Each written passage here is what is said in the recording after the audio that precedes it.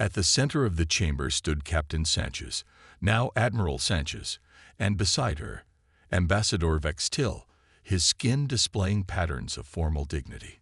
"The threat has been contained, but not eliminated," Sanchez addressed the assembly. "The Void Eaters will return. It might be decades, it might be centuries, but they will find another way into our reality. When that happens, we must be ready." "And we will be," Vextil added. "The Grand Collective has already begun integrating human defensive technologies into our fleet.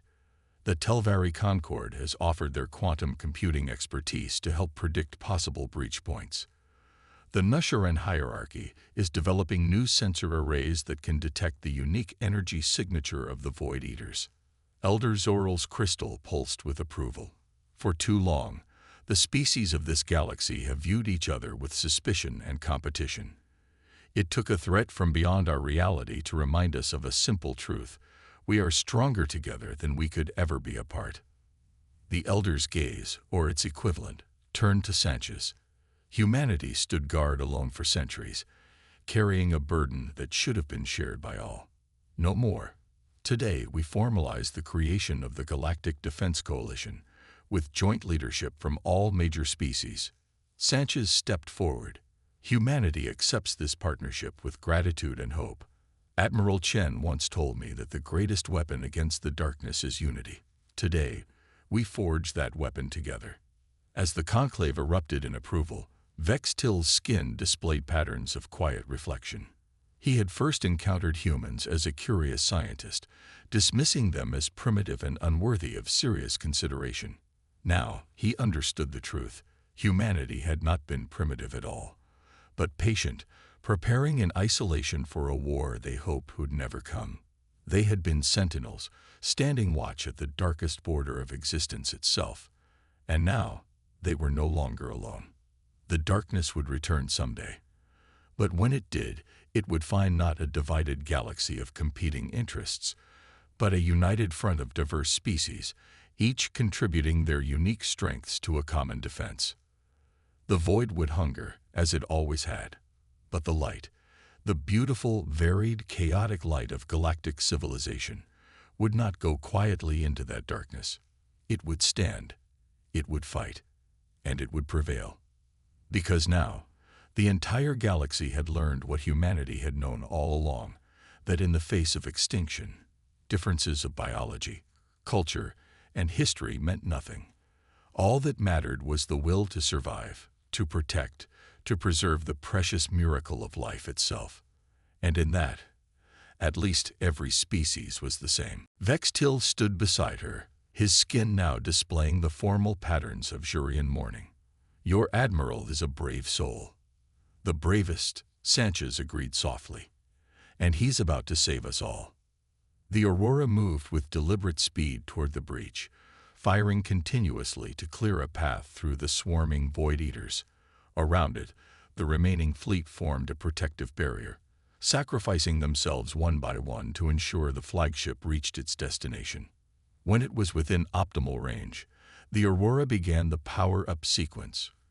Energy readings from the massive vessel spiked beyond anything Vextil had ever seen, as it channeled the combined output of every remaining ship in the fleet.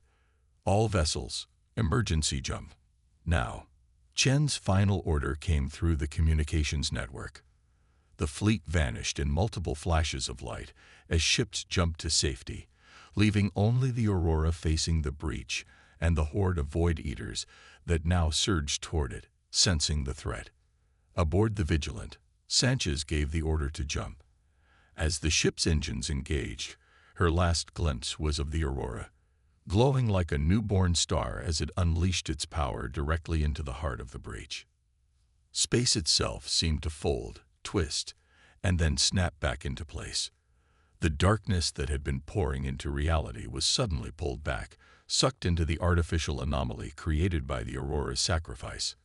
The two opposing forces, the breach and its engineered counter, collapsed into each other, creating a cataclysmic implosion that sent shock waves rippling across light years. When the Vigilant emerged from its emergency jump, joining the scattered remnants of the Allied fleet at the designated rendezvous point, Sanchez immediately ordered long-range scans of the battle site. No sign of the breach, reported the sensor officer. No sign of the Void Eaters, just empty space. A cheer went up across the bridge, quickly subdued as the reality of their losses sank in. Hundreds of ships destroyed, thousands of lives lost, including Admiral Chen and the entire crew of the Aurora. They won't be gone forever, Sanchez said quietly to Vextil. The breach is closed, but the Void Eaters still exist beyond our reality. Eventually, they'll find another way in. But when they do, Vextil replied, his skin showing patterns of newfound determination, they'll find not just humanity waiting for them, but a united galaxy. 2 months later, the Grand Conclave reconvened.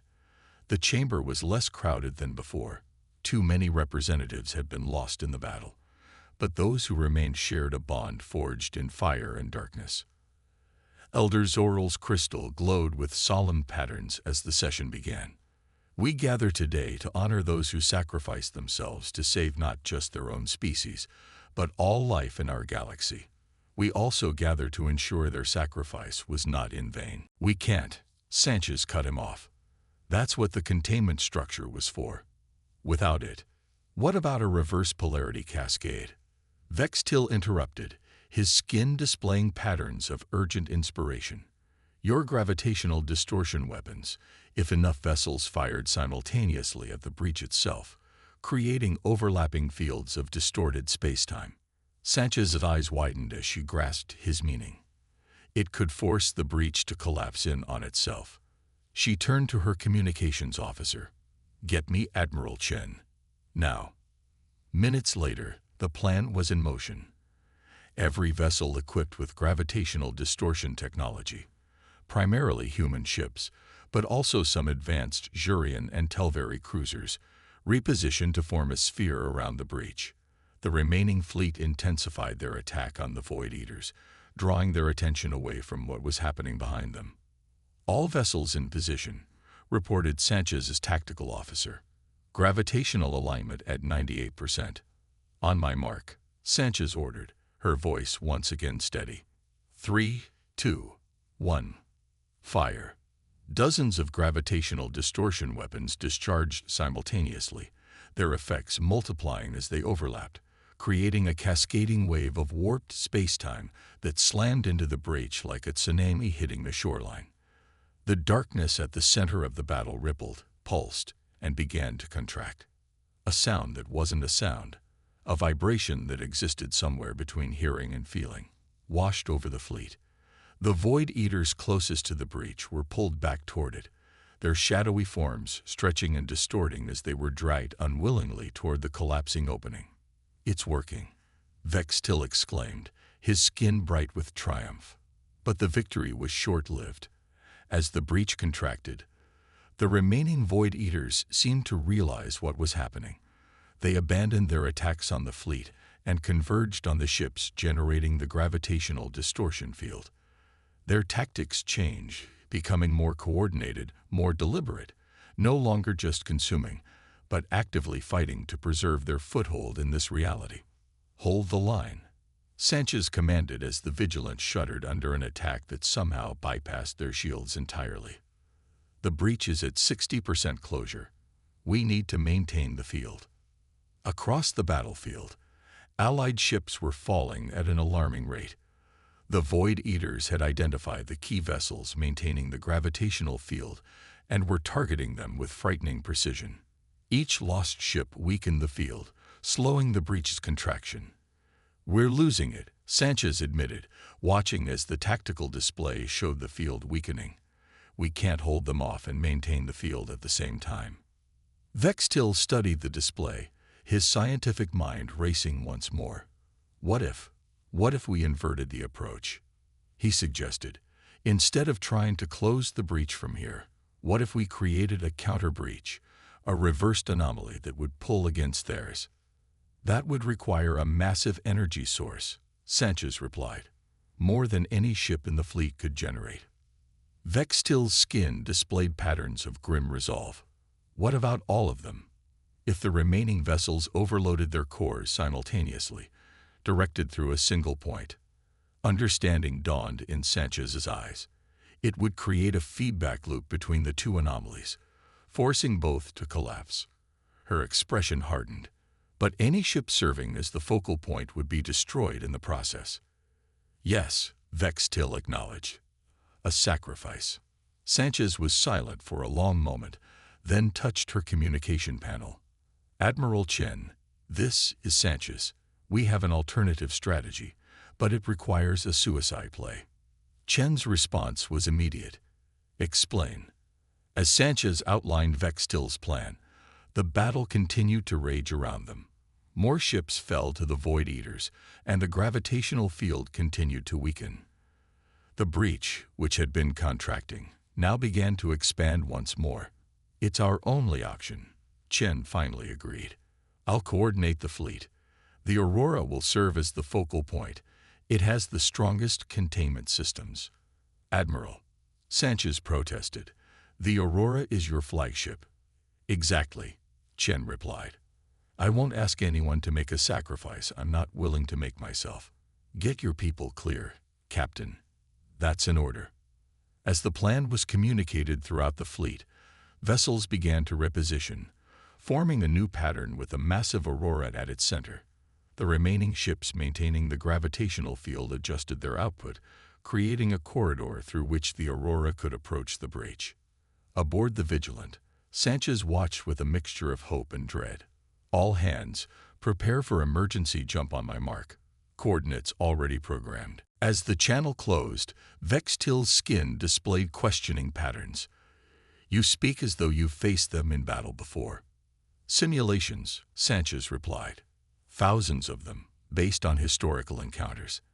Every human officer above a certain rank has spent hundreds of hours fighting virtual Void Eaters. It's as close to experience as we could get. Before Vextil could respond, alarms blared across the bridge. The tactical display showed a massive energy surge at the center of the containment structure. It's happening, Sanchez said quietly. Breach imminent. All vessels, battle stations. The containment structure, that massive marvel of human engineering that had held for centuries, finally failed. Not with an explosion or a dramatic collapse, but with a quiet unraveling, as if reality itself had simply decided to step aside. The spatial anomaly at its center expanded rapidly, a perfect circle of absolute darkness that grew to encompass the entire structure. And then they came. The first wave emerged as tendrils of living shadow, reaching out into normal space like curious fingers testing the temperature of water. Where they touched the nearest sections of the containment structure, matter simply ceased to exist, not destroyed, but consumed, absorbed into the darkness. All vessels, maintain position, Sanchez ordered, her voice steady despite the horror unfolding before them. Wait for full emergence before engagement. The tendrils continued to extend, growing thicker, more substantial, until they coalesced into larger forms, amorphous masses of darkness that pulsed with negative energy. As they fully emerged into normal space, they began to take more defined shapes, as if trying to mimic the forms of the vessels surrounding them. Now, Sanchez commanded, all vessels, commence firing pattern Alpha. The human fleet responded instantly, their specialized weapons discharging in perfect synchronization. Beams of concentrated energy struck the emerging Void Eaters, not damaging them in conventional terms, but disrupting their ability to maintain cohesion in normal space. The creatures recoiled, their borrowed forms distorting as they struggled to adapt. The Allied vessels followed suit, their various weapons technologies proving less effective, but still contributing to the barrage. Jurian quantum disruptors, Telvari plasma lances, Nusharan graviton beams, all focused on holding back the tide of darkness. For a moment, it seemed to be working. The Void Eaters' advance slowed, their formless bodies writhing under the sustained assault. But then they adapted, as Sanchez had warned they would. The darkness thickened, hardened, becoming resistant to the energy weapons that had initially proven effective. Switching to pattern Beta, Sanchez announced, all human vessels, deploy kinetic disruptors. The human fleet's weapons changed configuration, now firing what appeared to be physical projectiles that glowed with an unnatural blue light. When they struck the Void Eaters, they didn't explode. They imploded, creating localized singularities that tore at the creature's substance. Vextil watched in fascinated horror as the battle unfolded. The human vessels moved with uncanny precision, adjusting their tactics moment by moment as the Void Eaters adapted to each new attack. The Allied ships followed as best they could, but it was clear who had the experience in this fight. "They're trying to flank us," Vextil noted, pointing to a section of the tactical display where several of the shadow entities had broken off from the main group, moving to encircle a portion of the fleet. "As expected," Sanchez replied. "Lieutenant, signal Group 3 to execute Maneuver Hydra." A detachment of human destroyers broke formation, intercepting the flanking Void Eaters with a new weapon. Devices that created bubbles of altered space-time, temporarily trapping the creatures in loops of distorted reality. But for every tactical success, the Void Eaters claimed a victory of their own. 3 Allied cruisers disappeared into darkness, their crew's final transmissions cutting off mid-scream. A human destroyer was split in half, not by any physical attack, but by a ripple in space itself that passed through its shields as if they weren't there. And still more Void Eaters emerged from the breach, their numbers growing, their forms evolving as they experienced this new reality. "We can't contain them all," Sanchez admitted, her calm finally cracking. "There are too many." Vextil studied the tactical display, his scientific mind racing. "The breach," he said suddenly. "It's not just an entrance. It's sustaining them. Look at the energy readings." Sanchez followed his gaze. The data showed energy flowing continuously from the breach to the Void Eaters, replenishing them as they expended power to maintain their forms in normal space. "If we could close it," Vextil began. As Sanchez rushed from the chamber, Chen turned to address the still chaotic assembly. "Silence," he roared, his voice cutting through the din with surprising authority. The chamber quieted, all attention now fixed on the human admiral. "What you are about to witness is exactly what we warned you about," he said, his voice level despite the urgency of the situation. "The Void Eaters are coming. They cannot be negotiated with. They cannot be reasoned with. They exist only to consume. Every world, every species represented in this chamber is now at risk." He paused, looking each delegate in the eye or sensory equivalent. "Humanity has stood guard against this threat for centuries. We have sacrificed, prepared, and developed our technology specifically to combat this enemy. But we cannot win alone. The choice before you now is simple: unite or perish." As if to punctuate his words, the holographic display suddenly changed, showing a real-time feed from the containment structure. The spatial anomaly at its center had grown, pulsating with malevolent energy. The structure itself was still holding, but cracks had begun to appear in its previously seamless surface. And then, to the horror of all watching, something reached through, not a physical appendage, but a tendril of pure darkness that seemed to absorb the light around it. It probed the barrier, testing, searching for weakness. "That," Chen said quietly, "is just the beginning." The conclave chamber erupted once more, but this time with different energy. Fear had given way to resolve, at least among some of the delegates. Elder Zoral's crystal blazed with command patterns. "Admiral Chen, what can be done? How do we fight such a thing?" Chen's expression was grim but determined. "We've prepared for this moment for 500 years. We have weapons, strategies, and technologies designed specifically to combat the Void Eaters. But we need your help, your resources, your ships, your brightest minds. You shall have them," Elder Zoral declared without hesitation, a historic moment as the eldest mind made a unilateral decision without the usual lengthy deliberation. The Grand Collective commits all its forces to this fight. One by one, other delegates stepped forward, pledging their civilization's support. Not all, some remained skeptical or paralyzed by fear, but enough to form the foundation of a united front. "We need to move quickly," Chen said. "The human fleet is already mobilizing to reinforce the containment structure. Any vessels you can spare should join them immediately. The rest should prepare defensive positions around your core worlds." As the delegates dispersed to relay orders to their respective governments, Vextil approached Chen. "Will it be enough?" Chen's eyes remained fixed on the holographic display, where the darkness continued to probe and test the failing barrier. "I don't know. We've never faced a full invasion force before. But humanity didn't survive this long by giving up when the odds seemed impossible." 12 hours later, the largest fleet ever assembled in the galaxy's history had taken position around the containment structure. Ships of every size and design, from 20 different civilizations, formed a defensive shell 3 layers deep. At the forefront were the human vessels, their previously hidden capabilities now fully revealed. Massive dreadnoughts bristling with weapons that defied conventional understanding of physics, sleek destroyers equipped with gravitational distortion technology, and smaller, faster vessels designed for hit-and-run attacks.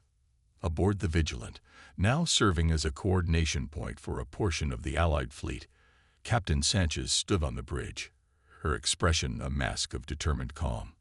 Beside her, Vextil watched the tactical display with patterns of apprehension rippling across his skin.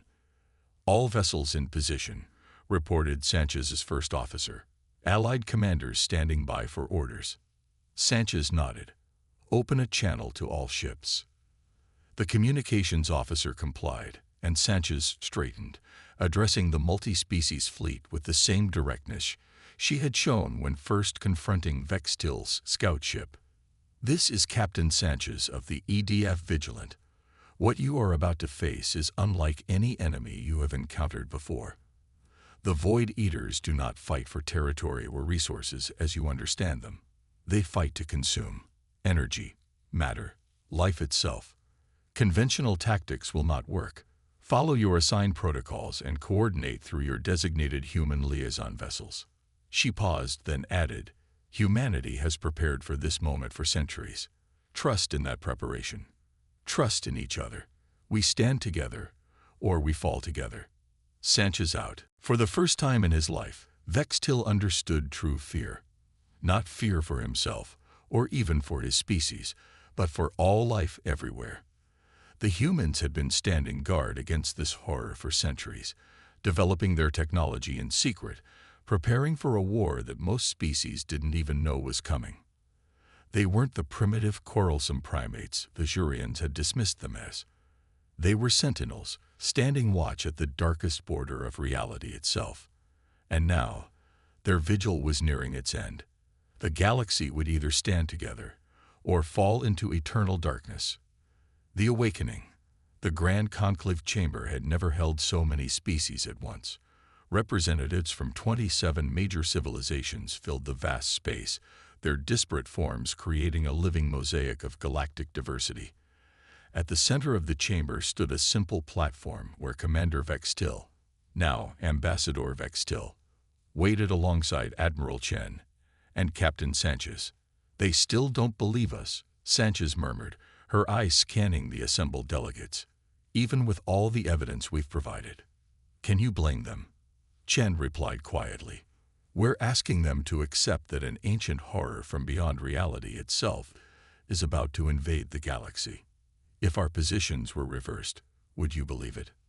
Vextil's skin showed patterns of resignation. The eldest minds only agreed to this conclave because of the technological evidence. Many still believe this is an elaborate human deception to gain influence in galactic politics. Before Sanchez could respond, a resonant tone echoed through the chamber, signaling the beginning of the proceedings. Elder Zoral's crystal floated to the center of the chamber, pulsing with formal diplomatic patterns. "This grand conclave is now in session." The elder's voice vibrated through the chamber's perfect acoustics. "We have gathered to hear the evidence presented by the humans and their Jurian advocates regarding a supposed threat to galactic security." The emphasis on supposed was subtle but unmistakable. Vextil stepped forward, his skin displaying patterns of absolute certainty, a bold move that caused murmurs among the jury and delegates.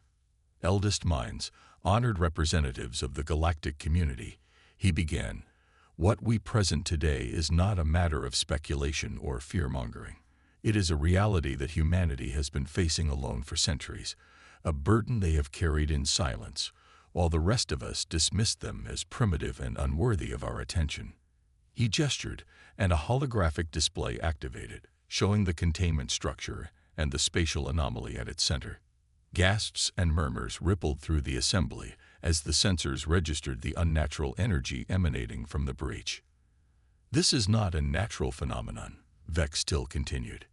"It is a tear in the fabric of reality, a door that leads to something beyond our universe, something that hungers for everything within it." For the next hour, Vex Till and the human representatives presented their evidence, historical records, scientific data, footage of the previous incursions, and projections of what would happen if the seal failed completely. Some delegates listened with growing horror, while others remained skeptical, their expressions or equivalent indicators showing disbelief. When they had finished, Elder Zoral's crystal dimmed slightly in contemplation before brightening again. "This is disturbing information, if true. However, we require more than records and testimony. Is there tangible proof that this threat is imminent?" Admiral Chen stepped forward. "With respect, Elder, the proof is the seal itself. Our scientists have been monitoring its degradation for decades. The latest data shows accelerated weakening. We estimate complete failure within." A sudden alarm cut through the chamber, causing every being present to start in surprise. Chen's communication device activated automatically, projecting a holographic image of a human officer whose face showed barely controlled panic. "Admiral, emergency at the containment structure. The seal it's collapsing, sir. Ahead of all projections, we're registering massive energy spikes from the other side." The chamber erupted in chaos as delegates began shouting questions or demands. Elder Zoral's crystal pulsed with patterns meant to restore order, but the panic had already taken hold. Chen turned to Sanchez. "Get to the Vigilant. Implement emergency protocol Omega. I'll coordinate from here." He faced Vex Till, his expression grim. "It seems your conclave will get their proof after all, Ambassador." Vex Till felt his skin involuntarily displaying patterns of primal fear. "How long do we have?" "Hours, maybe minutes," Chen replied. "The containment protocols should slow the breach, but once it starts, there's no stopping it completely." "We call them the Void Eaters," Chen answered, his voice solemn. "But that's just a name we gave them. They don't have names, or language, or culture as we understand it. They have only hunger, an insatiable hunger for energy, matter, and life itself." The ship settled into the docking bay, and through the viewports, Vex Till could see human personnel moving efficiently about their tasks. None seemed particularly surprised or concerned by the arrival of an alien vessel. "Prepare to disembark, Commander," Admiral Chen instructed. "You're about to learn why humanity has been preparing for war for the past 5 centuries. A war not against the galaxy, but for it." Hours later, Vex Till sat in stunned silence in the human command center, surrounded by his equally shocked senior officers. The holographic display before them showed historical footage that the humans claimed dated back hundreds of their years. The discovery of an ancient vessel buried beneath their planet's surface, the accidental activation of a beacon, and the horror that followed.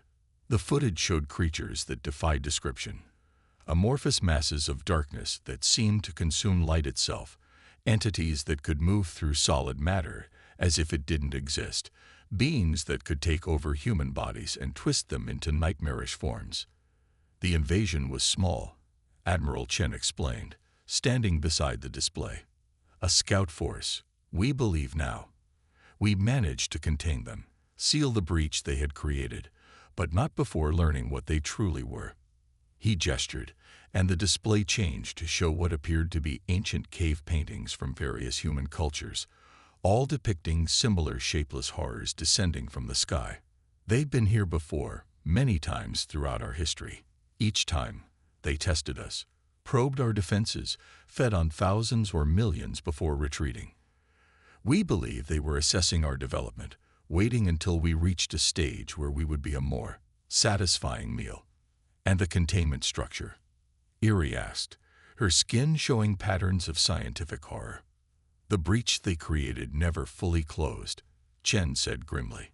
Every few decades it threatens to reopen. Each time, we've managed to reinforce the seal, but it's getting harder. Our scientists believe they're putting pressure on it from the other side. Vextil struggled to process the implications, and you believe they threaten not just humanity, but all life in the galaxy. We know they do, Chen replied. When we finally developed faster-than-light travel and began exploring beyond our solar system, we found evidence of their previous hunting grounds. Dead worlds, once teeming with life according to our scans, now barren and empty. In some cases, entire star systems stripped of all energy, left cold and lifeless. He turned to face Vextil directly. That's why we've maintained our facade of primitive technology.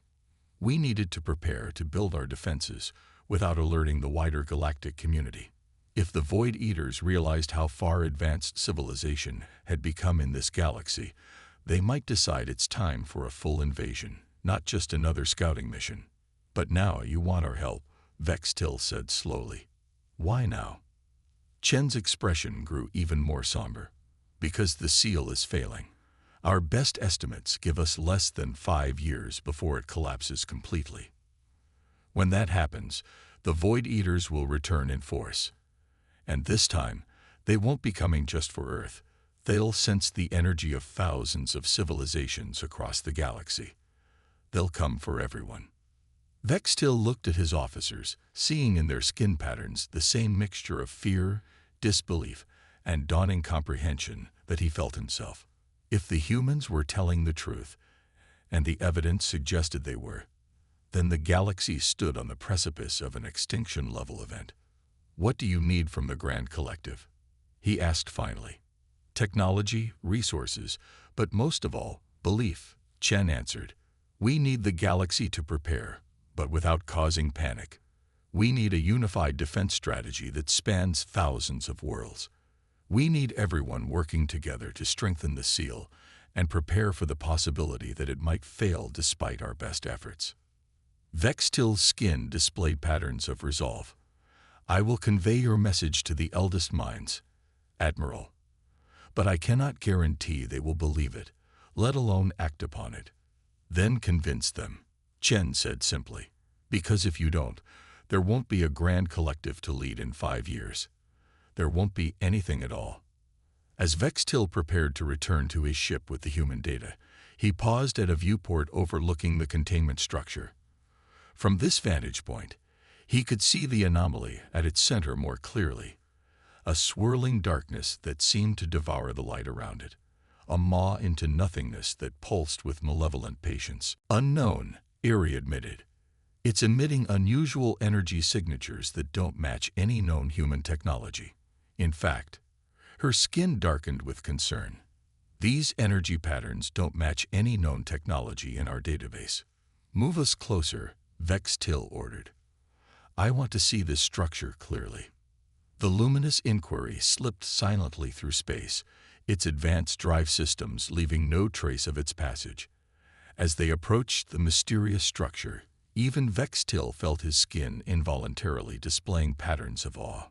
It was beautiful and terrible at once, a massive ring of interconnected platforms, each bristling with technology. At its center was nothing, or rather, what appeared to be nothing. The sensors indicated a spatial anomaly, a tear in the fabric of reality itself. Is that a wormhole? Vextil asked, his voice barely above a whisper. Erie's skin had gone almost white with scientific shock. Not exactly. It's more like a door. A sealed door. The entire structure appears to be designed to keep it closed. Before Vextil could respond, a proximity alarm sounded. Tactical Officer Voss, who had replaced Krev, reported with urgent patterns flashing across his skin. Commander, 3 human vessels approaching at high speed. They detected us. Impossible. Aerie protested. Our camouflage is irrelevant if they were expecting us, Vex Till realized. Prepare tow. His order was cut short as the ship suddenly lurched, caught in an invisible grip. Around them, space itself seemed to warp and bend. Gravitational distortion field, Voss reported, his skin showing patterns of growing alarm. They've immobilized us completely. Engines are non-responsive. Open a channel, Vex Till ordered. Perhaps we can. The communication system activated on its own, and a holographic projection appeared on the bridge. This time, it was not Captain Sanchez, but a tall, gray-haired human male wearing a uniform with more elaborate insignia. Jurian research vessel, the human said, his tone remarkably calm. This is Admiral Chen of the Earth Defense Force. Your presence in this restricted area violates the warning you were given during your previous incursion into human space. Your ship is now under our control. Vex Till stepped forward, his skin displaying formal diplomatic patterns. Admiral, we mean no harm. We are merely curious about what we're guarding. Chen finished for him. Yes, we anticipated that. Your species' curiosity is well documented in our intelligence reports. Vex Till felt a chill run through him. The humans had intelligence reports on Jurian psychology. How long had they been watching? You've been observing us, he stated. Admiral Chen's expression remained neutral. Just as you've been observing us. The difference is, we've been more discreet about it. What is this structure? Aerie asked suddenly, her scientific curiosity overriding protocol. What are you containing here? For the first time, the Admiral's composure cracked slightly, a tightening around his eyes that the Jurian database identified as tension or concern. Something that should remain contained, he answered after a moment. Something that arrived on Earth 10,000 of our years ago. Something that nearly destroyed our species before we even reached the stars. The bridge of the luminous inquiry fell silent as the implications of this statement sank in. We're bringing your vessel to our command station. Admiral Chen continued. You and your senior officers will be given a full briefing. The Grand Collective needs to understand what's at stake here. You're inviting us to a briefing? Vex Till asked, unable to keep his confusion from showing on his skin. Chen's expression hardened. This isn't an invitation, Commander. This is necessity. What's sealed behind that containment structure threatens every sentient species in this galaxy. We've been trying to make contact with the Grand Collective for decades, but your people have consistently dismissed us as primitive and unworthy of attention. So you hid your true technological capabilities, Vex Till realized. You let us believe you were less advanced than you are. It was necessary, Chen replied. We needed to understand the political landscape of the galaxy before revealing ourselves fully. We needed to know who could be trusted, who would help us maintain the seal. The gravitational field around the luminous inquiry shifted, and they began moving toward one of the massive platforms surrounding the spatial anomaly. As they approached, massive doors opened, revealing a docking bay large enough to accommodate their vessel with room to spare. What exactly is it that you're containing, Admiral? Vex Till asked, his curiosity now mingled with growing dread. What were they guarding against? He murmured to himself. What threat could possibly have driven a primitive species to develop such technology in secret? He didn't know it yet, but in the coming days, he would wish he had never asked that question. For the answer would change not just his understanding of humans, but of the galaxy itself. The hidden truth. The Grand Collective's central chamber pulsed with light as the eldest minds convened. Massive crystalline structures housed the consciousness of the Jurian leaders, their physical bodies long since abandoned in favor of these immortal vessels. Commander Vex Till stood at the center of the chamber, his skin displaying the appropriate patterns of deference, though beneath them, patterns of frustration tried to emerge. You expect us to believe, vibrated Elder Zoril, the eldest of the minds, that humans, the quarrelsome primates who still wage war among themselves, have developed technology that rivals our own. Not rivals, eldest, Vextil corrected, in some aspects, surpasses. The gravitational distortion weapons alone could easily be misinterpreted by your sensors, interrupted Elder Miv, her crystal glowing with dismissive blues. Science Officer Neri is young, inexperienced. The data is flawed. Vextil suppressed a flash of anger on his skin. The data has been verified by our best analysts, and there is the matter of our detection. Our adaptive camouflage has never failed before, yet the humans not only detected us, but identified our species without any prior official contact. A murmur passed through the collective, a harmonic disturbance that indicated disagreement among the elders. If what you say is true, hummed Elder Krevler, whose crystal glowed with the deep red of the warrior caste, then humans represent a potential threat. We should assemble a battle fleet immediately.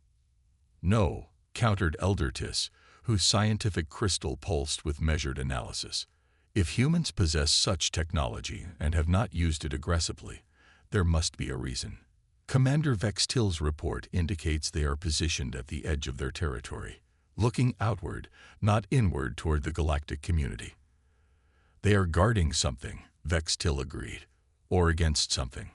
Elder Zoral's crystal dimmed slightly, the equivalent of a contemplative frown. You wish to investigate further. I do. Eldest, Vextil confirmed. With a proper research vessel this time. The whispered truth is not equipped for in-depth analysis of unknown technology. A long silence followed, punctuated only by the subtle harmonics of the elders communicating among themselves in frequencies too high for unaugmented Jurians to hear. Finally, Elder Zoral's crystal brightened once more. Your request is granted, Commander Vextil. You will take the research vessel Luminous Inquiry to human space. You will observe, gather data, but under no circumstances will you engage directly with the humans again. We must understand what we are dealing with before we decide how to proceed. Vextil's skin flashed with acknowledgement. And if we are detected again, then you will retreat immediately, Elder Tis instructed. We cannot risk confrontation with an unknown power, regardless of how primitive they may appear on the surface. 3 cycles later, the Luminous Inquiry emerged from hyperspace at the coordinates Vextil had carefully calculated, close enough to observe human activity, but far enough to hopefully avoid immediate detection. The vessel was the pride of the Jurian research fleet, equipped with the most advanced sensors and analysis equipment in the collective. Science Director Airy, who had replaced Neri for this mission, immediately began passage scans of the region. Her skin displayed patterns of methodical analysis as she processed the incoming data. Commander, she called after several moments, I'm detecting multiple human vessels in a patrol pattern.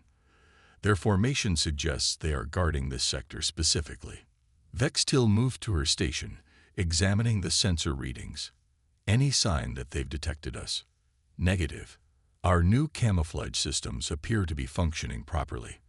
The humans show no change in behavior or alert status. Good, Vextil murmured. What about the vessel we encountered before? The Vigilant. Erie's fingers danced across her console. No sign of it in this sector. However, I am detecting something unusual. Her skin pulsed with surprise. There appears to be some kind of artificial structure at these coordinates, deep in what the humans would call their Oort cloud. Vextil studied the data. The structure was massive, at least 5 kilometers in diameter, and appeared to be built around nothing. What is it? He asked. A research station. A weapon platform. This cannot be, Krev whispered, his confidence evaporating. This technology is beyond even some of our newest developments. They've been hiding their true capabilities, Vextil realized, his skin darkening with concern. All this time, we thought them primitive, but they... A sharp alarm cut through the air, and the bridge illumination shifted to the deep purple of alert status. Commander, called the communications officer from across the bridge. The human vessel. It's activating. On the holographic display, they watched as the once dormant ship suddenly blazed with energy. Systems that had been dormant ignited with purpose, and the hull itself seemed to shift, panels realigning as weapons ports opened along its length. "That's impossible," Krev insisted. "They couldn't have detected our scan. Our technology is clearly not as superior as we believed." Vextil cut him off. "Evasive maneuvers. Prepare to." "Commander," the communications officer interrupted, "we're receiving a transmission from the human vessel. It's directed specifically at us." The bridge fell silent. For a moment, Vextil considered ignoring the transmission and retreating immediately. But curiosity, the defining trait of his species, won out. "Put it through," he ordered. The holographic display flickered, and the image of a human appeared. It was female, with dark skin and eyes that seemed unnaturally calm. She wore a simple gray uniform with insignia that the Jurian's database identified as indicating high rank. "Jurian vessel," the human spoke, her voice translated perfectly into the harmonics of the Jurian language. "This is Captain Maya Sanchez of the Earth Defense Force vessel Vigilant. Your scan has been detected and is considered an act of aggression. Identify yourselves and state your purpose immediately." Vextil's skin flashed with shock. Not only had the humans detected their supposedly undetectable scan, but they had identified their species without any prior official contact. The implications were staggering. "This is Commander Vextil of the scientific vessel Whispered Truth," he responded, forcing calm into his voice. "We are on a routine exploratory mission." The scan was a standard procedure for unknown objects. The human captain's expression didn't change. "Your vessel has been under our observation for the past 18 hours, Commander. We are well aware of your capabilities and the nature of your routine scans. What you have witnessed is classified. You have a choice to make now." "A choice?" Vextil asked, his skin betraying his unease despite his best efforts. "Yes," Captain Sanchez replied. "You can leave immediately, report what you've seen to your superiors, and hope they have the wisdom to initiate proper diplomatic contact. Or you can stay, and we will be forced to demonstrate some of the technologies you've just scanned." Krev stepped forward. "Your threats are empty, human. Your weapons may be more advanced than we anticipated, but our shields are modulated to a frequency we can penetrate." Sanchez finished for him. "Your adaptive camouflage operates on principles we mastered decades ago. The only reason you're still intact is because we've been waiting to see what you would do." Neri's skin had gone pale with scientific revelation. "Commander," she whispered, "I've analyzed their power readings. They're only operating at 30% capacity. If they wanted to destroy us..." Vextil raised a hand, silencing her. "Captain Sanchez, it seems we have underestimated your species. We will withdraw as requested." For the first time, the human's expression changed. A slight upward curve of her lips that the Jurian database identified as a smile, though it contained no warmth. "A wise decision, Commander. But before you go, understand this. What you've seen today is only a fraction of what humanity has prepared. We are not the primitives your intelligence suggests. We are not aggressive by nature, but we are very, very good at defending ourselves." "Against what?" Vextil found himself asking. "What are you defending against out here, at the edge of known space?" Captain Sanchez's smile faded. "Pray you never have to find out, Commander. Now go. Tell your leaders what you've seen. Tell them humanity awaits proper introduction to the galactic community." The transmission cut off, and the holographic display returned to showing the human vessel, now fully activated, weapons systems tracking the Whispered Truth with perfect precision. "Set course for home," Vextil ordered, his voice quiet. "Maximum speed." As the Jurian vessel turned and accelerated away, the human warship remained motionless, watching. Commander Vextil stood on the observation deck long after they had left the system, his three eyes fixed on the stars behind them. "First contact." The Jurian scout vessel Whispered Truth drifted silently through the void, its adaptive camouflage systems bending light around its sleek, crystalline hull. To any observer, if there were any in this remote sector, it would appear as nothing more than a slight distortion against the backdrop of stars. Commander Vextil stood on the observation deck, his forearms clasped behind his back. All three of his amber eyes narrowed as they focused on the holographic display before him. "Curious," he muttered, the luminescent patterns on his slate blue skin pulsing with interest. "Very curious indeed." "What is it, Commander?" asked Science Officer Neri, her slender form gliding across the deck as she approached. Her skin displayed patterns of academic inquiry, bright blues and greens that shimmered along her neck and temples. "The humans have established a position here, at the very edge of their territory," Vextil said, gesturing at the distant speck that their sensors had identified as a human vessel. "It serves no strategic purpose. There are no resources to defend, no trade routes to monitor." Neri tilted her head, a characteristic gesture of Jurian contemplation. "Perhaps they are lost. Their navigation technology is still primitive by our standards." Vextil's skin flashed with patterns of dismissal. "No, this placement is deliberate. They are watching something." The ship's tactical officer, Krev, joined them, his heavy frame causing the deck to vibrate slightly. His skin bore the ceremonial scarification of the warrior caste, intricate patterns that told the story of his lineage and battles. "Commander, initial scans indicate it is a human warship, designation unknown, approximately 800 meters in length. Energy readings suggest it is running at minimal power." "Threat assessment?" Vextil asked, though his tone suggested he already knew the answer. Krev's skin darkened with confidence. "Negligible. Their hulls still use titanium alloy derivatives. Their weapons are primarily kinetic and low-grade energy-based. Our shields would hold against such primitive technology for hours, even if they managed to detect us. Which they cannot," Neri added. "Their sensor technology is at least 3 generations behind our own." Vextil nodded slowly, but something troubled him. The Grand Collective had been observing humans for decades. They were violent, unpredictable, but ultimately unimpressive. A species that had somehow achieved space travel despite their fractious nature and technological limitations. Yet here they were at the edge of known space, with a warship positioned like a sentry. "I want a deeper scan," he said finally. "Full spectrum analysis. Let's see what they're hiding." "Commander," Krev's skin flashed warning patterns. "Protocol dictates minimal observation only. A deep scan risks detection." "By humans." Vextil's skin rippled with amusement. "I think not." "Proceed with the scan, Neri." Science Officer Neri hesitated only briefly before moving to her station. Her 6-fingered hands danced across the crystalline interface, initiating the scan. The Whispered Truth oriented itself, focusing its powerful sensors on the distant human vessel.